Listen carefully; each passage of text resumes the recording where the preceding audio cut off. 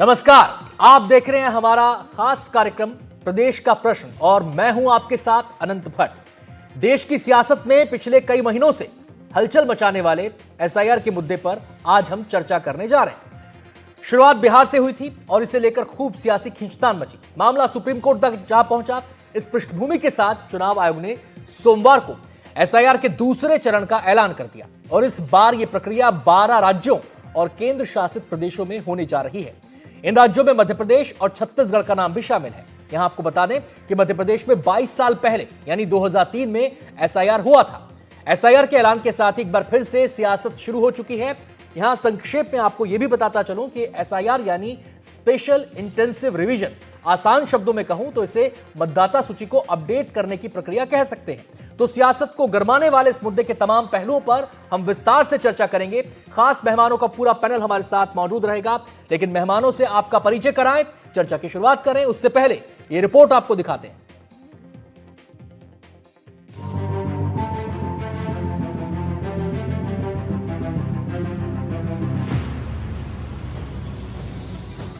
मध्य प्रदेश और छत्तीसगढ़ में एसआईआर यानी विशेष गहन पुनरीक्षण कार्यक्रम के ऐलान ने दोनों राज्यों में राजनीतिक सरगर्मियां बढ़ा दी हैं। चुनाव आयोग की तरफ से शुरू किए गए इस कार्यक्रम को लेकर कांग्रेस और सत्ताधारी बीजेपी के बीच आरोपों का दौर शुरू हो गया है। खासकर मतदाता सूचियों में छेड़छाड़ की आशंकाओं की वजह से आलम यह है कि जहां कांग्रेस चुनाव आयोग पर देश भर में बीजेपी को फायदा पहुंचाने का आरोप लगा रही है, कांग्रेस ने एसआईआर के ऐलान को लेकर बीजेपी और चुनाव आयोग पर तीखा हमला बोला। कांग्रेस का आरोप है इस प्रक्रिया का उपयोग मतदाता सूची से वैध मतदाताओं के नाम हटाने और फर्जी नाम जोड़ने के लिए किया जा सकता है, जिसे पार्टी ने वोटर्स की चोरी करार दिया है। कांग्रेस के सीनियर नेता और पूर्व सीएम दिग्विजय सिंह ने एनडीटीवी से खास बातचीत में कहा कि वोटों की चोरी रोकना विपक्ष का काम है, तो साथ ही उन्होंने फिर ईवीएम के हैक होने को संभव बता दिया। आपने लैपटॉप चलाया है, आपके पास मोबाइल फोन है, आपके पास हिंदी स्क्रिप्ट है, आपके पास जो फोन है उसमें इंग्लिश लेटर है। अगर वो आप टाइप करते हैं तो हिंदी में आता है कि नहीं आता है? उसमें सॉफ्टवेयर डला हुआ है जो ट्रांसलेट करता है। तो जिस मशीन में सॉफ्टवेयर डला हो, चिप हो, तो वो कमांड जो चलाता है उसका कमांड स्वीकार नहीं करेंगे, वो कमांड स्वीकार करेंगे जो सॉफ्टवेयर उसमें डला हुआ है। तो इसलिए जिस मशीन में चिप है, जिस मशीन में सॉफ्टवेयर डला हुआ है, वो आप बटन दबा रहे हैं उसका कमांड नहीं मानेगा, वो उसका मानेगा जो सॉफ्टवेयर उसमें वीवीपैट मशीन में डला हुआ है। कांग्रेस ने वोट चोरी बचा ली या बीजेपी ने बिहार में वोट चोरी कर लिया? निरंतर चोरी को रोकना, उजागर करना विपक्ष का काम है, पूरा करेंगे। वहीं एमपी कांग्रेस मीडिया सेल के प्रमुख मुकेश नायक ने चुनाव आयोग और बीजेपी को निशाने पर लिया है। मुकेश नायक ने एसआईआर की प्रामाणिकता पर सवाल खड़े किए हैं। देखिए, जो 11 डॉक्यूमेंट्स मांगे हैं, इसमें जो भारत की प्रचलित मान्यता, प्रामाणिकता और परंपरा है, उसके मुताबिक जो आधार कार्ड है वो सबसे महत्वपूर्ण डॉक्यूमेंट है।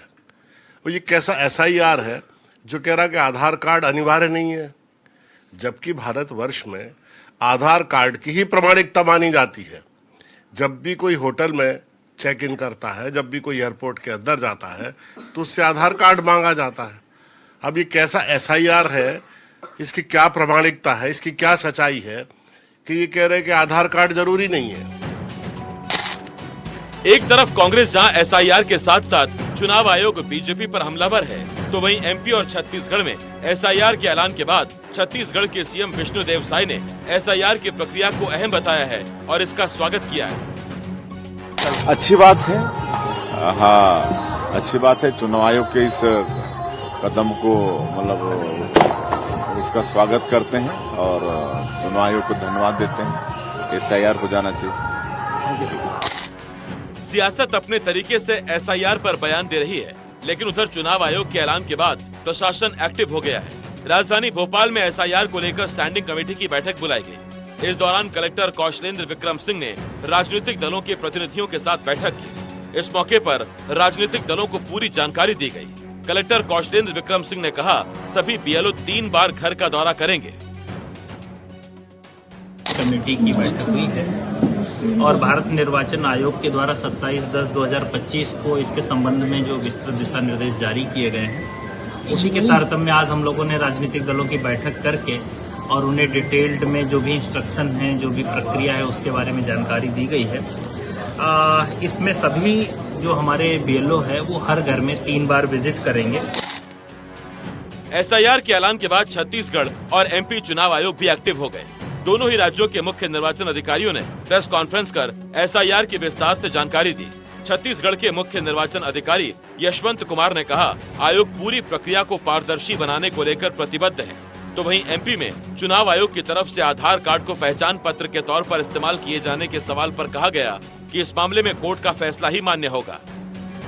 जो भी प्रोसेस किया जाएगा ये बहुत ही पारदर्शी तरीके से, हर एक चरणबद्ध तरीके से ईसीआई के वेबसाइट पर भी डाला जाएगा और प्रत्येक नागरिक इसको खोल करके देख सकता है हमारे वेबसाइट पे।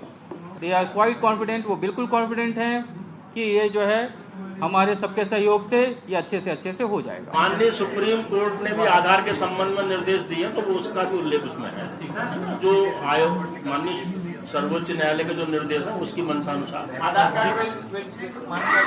उसका आधार आइडेंटिटी के लिए मान्य रहेगा। आप आदेश माननीय न्यायालय का जो आदेश उस एक्सटेंट तक वो वैलिड है। कुल मिलाकर एसआईआर के ऐलान ने दोनों राज्यों में आगामी चुनावों से पहले राजनीतिक माहौल गर्मा दिया है।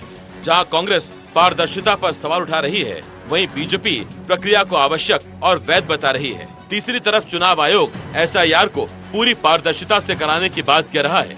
Bureau report, NDTV Madhya Pradesh Chhattisgarh.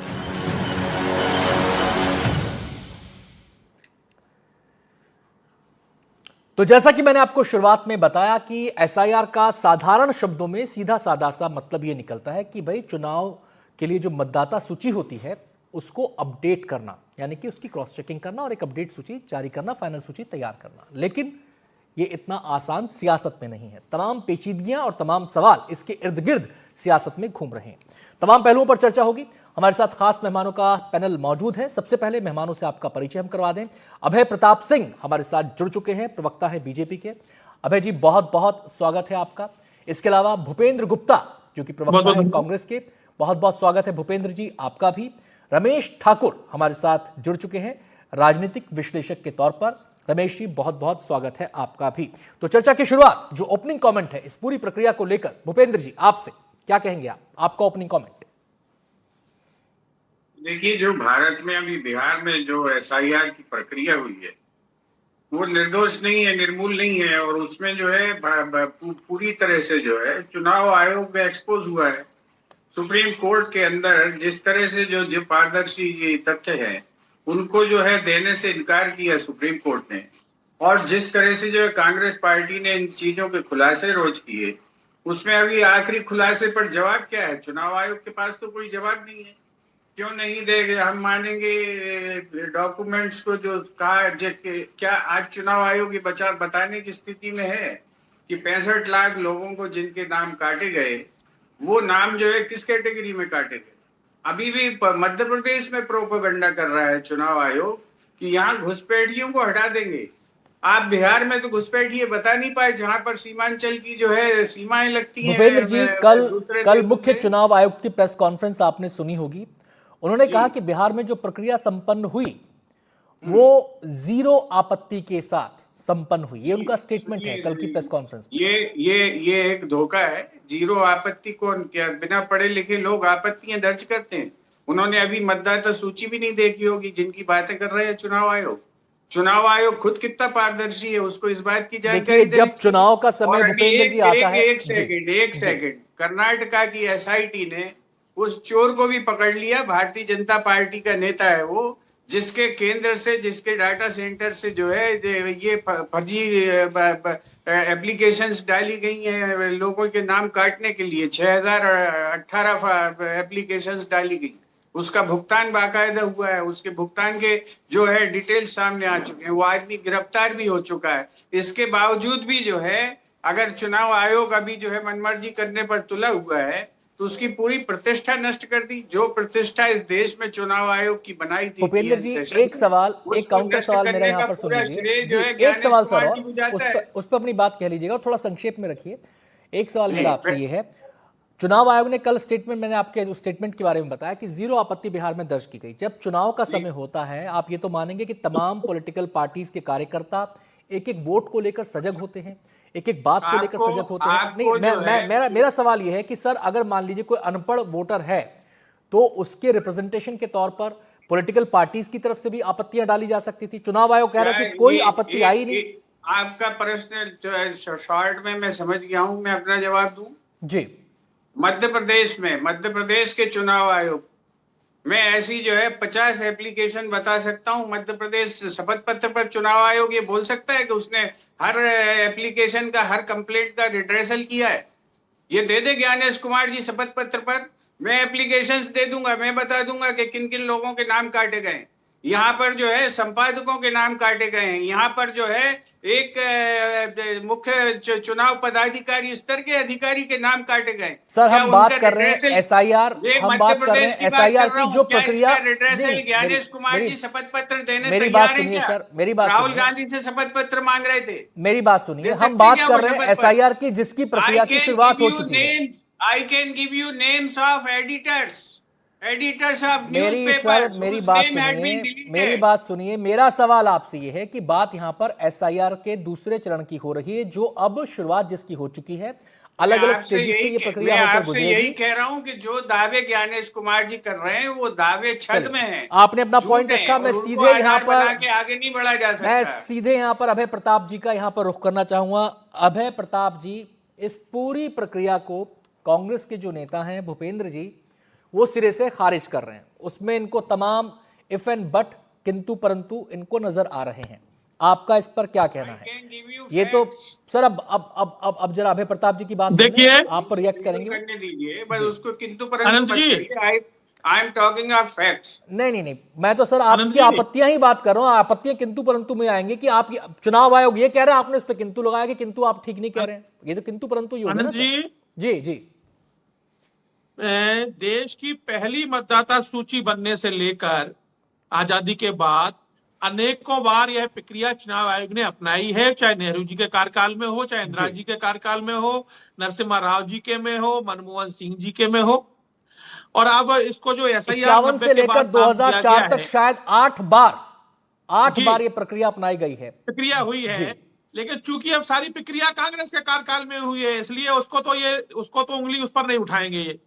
अब चूंकि चुनाव आयोग इस प्रक्रिया के माध्यम से जो मृत लोग हो गए हैं, जिनका कहीं डुप्लीकेसी हो गई है, कहीं स्थानांतरण हो गया है, नए जो 18 वर्ष की आयु हो गए उनको जोड़ना है, नागरिकता या पते के आधार पर उसको शुद्धिकरण करना है, तो सारे डॉक्यूमेंट 11 जो डॉक्यूमेंट हैं, फिर आधार कार्ड को भी प्रमाण आपका प्रमाण माना गया, नागरिकता का प्रमाण नहीं माना गया है। वो आपका जो है पहचान प्रमाण हो सकता है आधार, लेकिन नागरिकता का प्रमाण नहीं, ऐसा सर्वोच्च न्यायालय ने भी कह दिया है।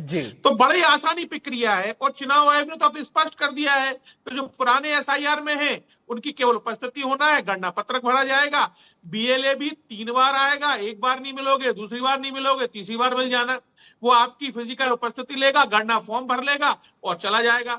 अगर आप में से कोई उसको कोई स्थानांतरण हो गया है, कोई मृत हो गया है या कोई कहीं और चला गया है, तो उसके लिए आपसे डॉक्यूमेंट मांगा जाएगा। तो ये प्रक्रिया में कहाँ क्या खामी है?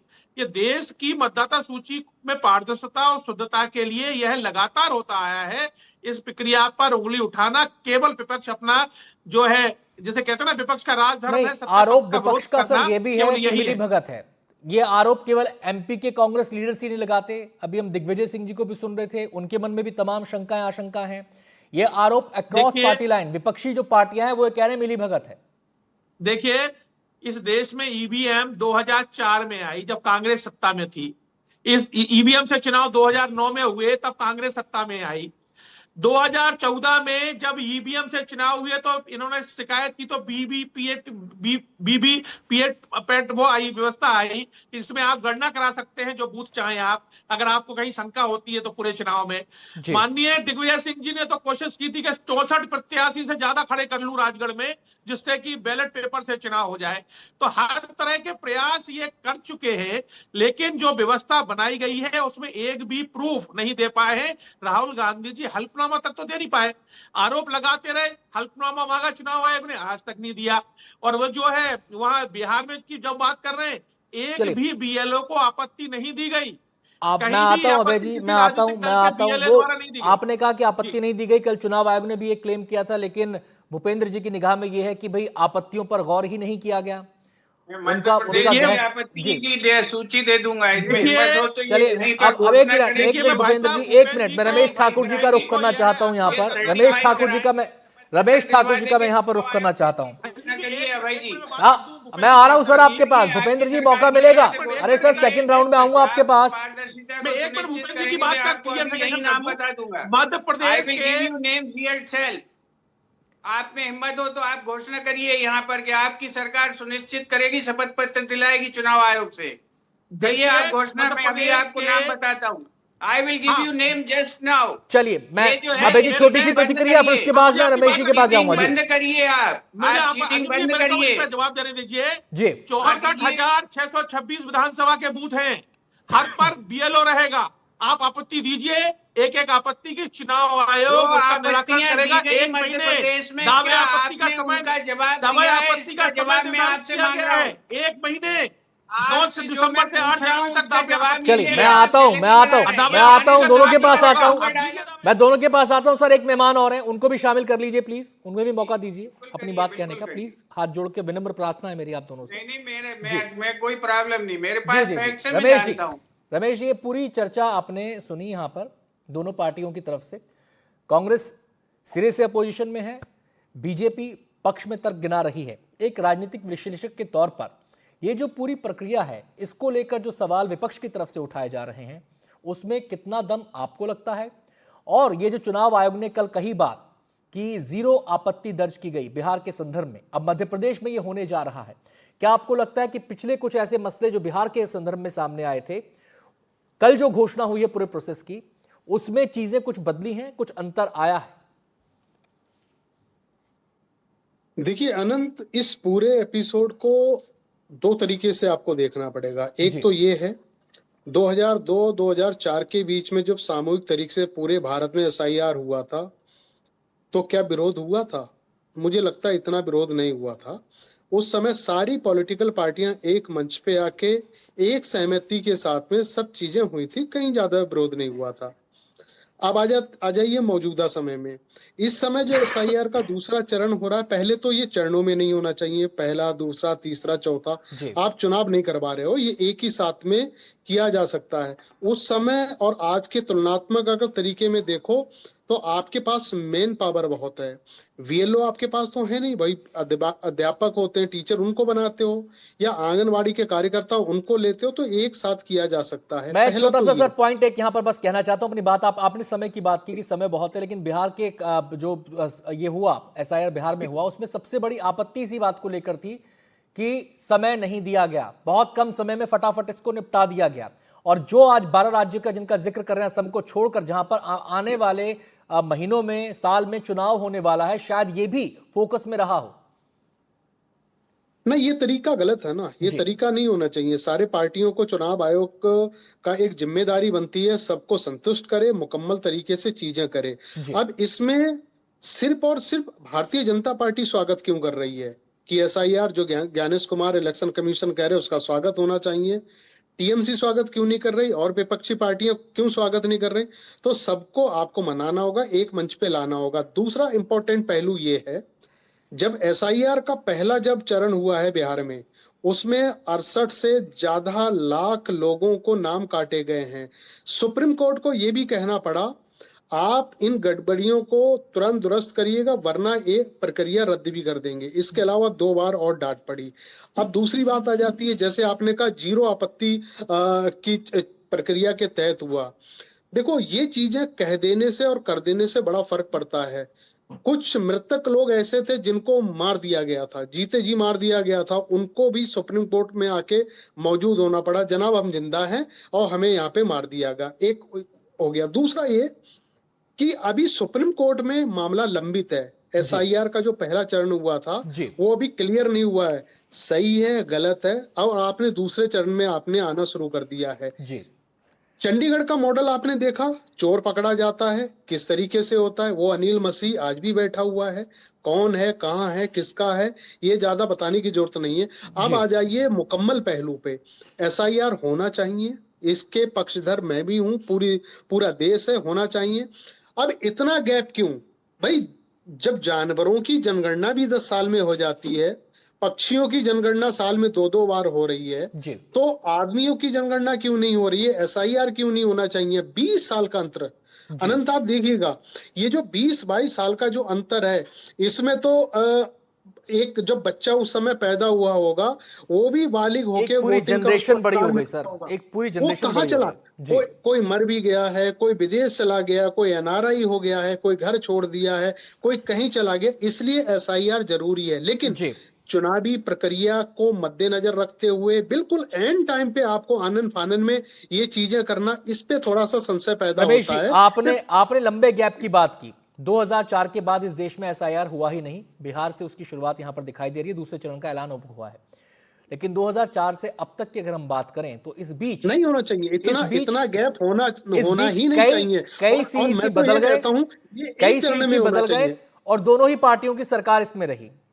तो यानी कि बराबरी का मामला है ये। अगर आरोप प्रत्यारोप की बात की जाए तो बराबरी का मामला है कि किसी ने गंभीरता से सोचा ही नहीं इस विषय में लगातार 20 साल तक। नहीं, बिल्कुल आप सही कह रहे हो, इस पे गंभीरता से सोचा ही नहीं गया, क्योंकि ये गड़बड़ियां निकल रही हैं और ऐसी गड़बड़ियां हैं जो अनएक्सपेक्टेड हैं, जिसपे कोई विश्वास भी नहीं कर सकता है। लेकिन जब कर्नाटक का मामला होता है, वो मामला भाई सीआईडी में भी चला जाता है। सीआईडी वाले ये कहते हैं भैया हमें पूरा डिवाइस दे दो, किस तरीके से क्या हुआ, तो उसके बाद में इलेक्शन कमीशन पीछे हट जाता है। तो देखो, चाहे बीजेपी हर बार हमेशा सत्ता में नहीं रहेगी, सत्ता से बाहर भी होगी। जब वो दूसरे लोग एसआईआर करवाएंगे तो इनको दिक्कत हो जाएगी। कर्नाटक के मामले में भी बहुत सारे पेचोखम थे रमेश जी, बहुत सारे पेचोखम थे, दोनों तरफ से खींचतान हो रही थी, आरोप प्रत्यारोप वहां पर भी लग रहे थे। सीआईडी की भूमिका को लेकर भी सवाल कांग्रेस की तरफ से भी उठे, सीआईडी को लेकर कि उन्होंने कुछ मांगा, और वहां पर दूसरी तरफ से भी सवाल उठे। खैर, नीलेश का मैं यहां पर रुख करूंगा जो इस समय मौजूद है हमारे साथ। नीलेश, अब ऐलान हो चुका है, आपने वो प्रेस कॉन्फ्रेंस पूरी सुनी होगी, ये प्रक्रिया आगे कैसे बढ़ेगी और इस प्रक्रिया की जो स्टेजेस हैं वहां पर एक आम मतदाता उसकी चिंताओं का निराकरण होता नजर आ रहा है, और इस पूरे प्रोसेस के अंदर क्या पॉलिटिकल पार्टीज के, तमाम पॉलिटिकल पार्टीज के जो कार्यकर्ता हैं, जो उनके बीएलए हैं, जो उनके लोग तैनात रहते हैं, क्या वो पूरी तरह इसके अंदर शामिल रहेंगे? देखिए, अभी जो प्रक्रियाओं का जो ऐलान किया गया है आज, उसमें इस बात को लेकर तो बिल्कुल आश्वस्त करने की कोशिश की गई है कि पारदर्शी प्रक्रिया होगी और लगभग 95% ऐसे लोग होंगे जिनको दस्तावेज देने की जरूरत नहीं पड़ेगी, ऐसा दावा है। जो छत्तीसगढ़ में खासकर जो प्रेस कॉन्फ्रेंस हुई उसका अगर मैं जिक्र करूं तो उसमें कहा गया कि लगभग 95% लोग ऐसे होंगे मतदाता जो इनको जरूरत नहीं पड़ेगी, और ये प्रक्रिया जो है चरणवार करेंगे और लगभग सारे लोगों को संतुष्ट करते हुए करेंगे जो राजनीतिक दल हैं। लेकिन अनंत, बड़ा सवाल यही है कि छत्तीसगढ़ में भी जो टाइमिंग रखा गया है, इस टाइमिंग में कई ऐसे जिले हैं, कई ऐसी विधानसभा सीटें हैं, लोकसभा सीटें हैं जहां से बड़ी संख्या में पलायन होता है। जैसे कि छत्तीसगढ़ में एक मस्तूरी विधानसभा है जो बिलासपुर का हिस्सा है, वहां की लगभग जो कामकाजी लोग होते हैं 80% दूसरे राज्यों में पलायन करने के लिए जाते हैं। इसी तरह बस्तर संभाग के कई सारे ऐसे जिले हैं जहां पे पलायन करके तेलंगाना या आंध्र प्रदेश के राज्यों में रोजगार की तलाश में जाते हैं। ये जो समय है, इसी समय में मिर्ची तोड़ने के लिए आंध्र प्रदेश के लिए जाते हैं बस्तर से लोग, या फिर इधर से मजदूरी के लिए दूसरे राज्यों उत्तर प्रदेश या अन्य राज्यों में जाते हैं। तो उन लोगों का क्या होगा, क्योंकि यही बड़ा सवाल बिहार में भी उठा था और यही समस्या जो है वो छत्तीसगढ़ में आएगी, क्योंकि ये बड़ी संख्या है, ये छोटी संख्या नहीं है। अगर आप एक विधानसभा के हिसाब से भी देखेंगे तो लगभग 35 से 40% वोटों का प्रभाव पड़ जाता है इस पलायन की वजह से। राजनीतिक दल कोशिश करते हैं कि चुनाव के समय उनको वापस रोका जा सके, लाया जा सके, और यही एक कारण होता है। जो ऐलान कल हुए क्या किया जाएगा इस पर अभी स्पष्टता नहीं है। छत्तीसगढ़ की बात करूं नीलेश, जो ऐलान कल हुए, क्या वहां पर इन चीजों को एड्रेस किया गया? बिल्कुल अभी जो दावा किया जा रहा है उसमें इस बात का बिल्कुल ख्याल रखने की बात कही जा रही है, लेकिन यही बात है कि जब अभी ऐलान हुआ है और जब प्रैक्टिकली जब टीम जो है फील्ड पर जाएगी उस समय क्या परिस्थितियां बनेंगी, क्योंकि कई घर बंद रहते हैं, कई घरों में ताला लगा रहता है। 3 महीने 4 महीने के लिए बारिश के समय लोग आते हैं और फिर वापस चले जाते हैं। कई लोग गांव में रहते हैं और शहर का घर बंद रहता है, लेकिन वो गांव में भी मतदाता है या फिर शहर में कहीं एक जगह मतदाता है। तो जो घर बंद है अगर वहां पे मतदाता है तो वहां पर उनकी रिपोर्ट करेगा कौन, उनके बारे में बताएगा कौन? ये भी बड़ी समस्याएं हैं। अब इसको प्रैक्टिकली किस तरह से टैकल किया जाएगा, डील किया जाएगा, ये देखने वाली बात होगी। हालांकि चुनाव आयोग ये कह रहा है कि तमाम पारदर्शिता का यहाँ पर पारदर्शिता के साथ तमाम प्रक्रिया का यहाँ पर प्रयोग किया जाएगा, प्रक्रिया को अपनाया जाएगा। बहुत बहुत शुक्रिया हमारे साथ जुड़ने के लिए सभी मेहमानों का, भूपेंद्र जी, अभय जी, रमेश और नीलेश जी, आपका बहुत बहुत शुक्रिया अपना विचार, अपना नजरिया इस अहम मुद्दे पर सामने रखने के लिए, हमारे साथ साझा करने के लिए। कार्यक्रम में आज बस इतना ही, छोटा सा ब्रेक हम यहाँ पर ले रहे हैं।